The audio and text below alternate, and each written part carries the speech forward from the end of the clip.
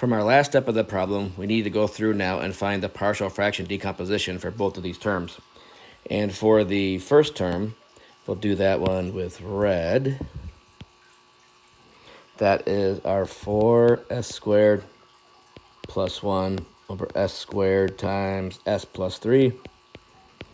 And that should be decomposed with a over s plus b over s squared plus c over s plus 3. If we multiply through by a lowest common denominator and solve for a, b, and c, we get a equal to negative 1/9. B is equal to 1/3. And c is equal to 37 over 9.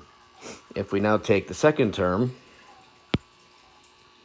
and do a partial fractions with that, that's going to be negative 2s minus 1 over s squared, s plus 3.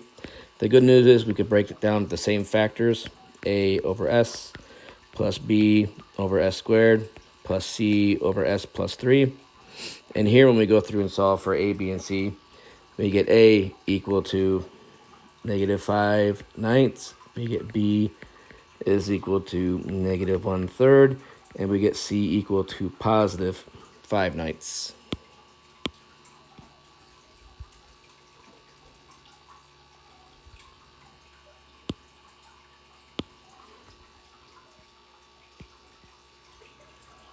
So now we can write our entire big Y of s as negative 1/9, 1 over s, plus 1/3, 1 over s squared, plus 37 over 9, 1 over s plus 3. And again, this is the stuff that was in red.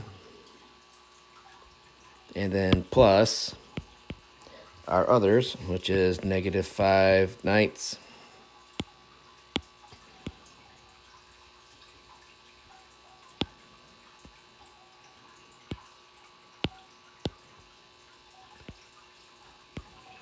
one over s, minus 1/3, 1 over s squared, plus 5/9, 1 over s plus 3.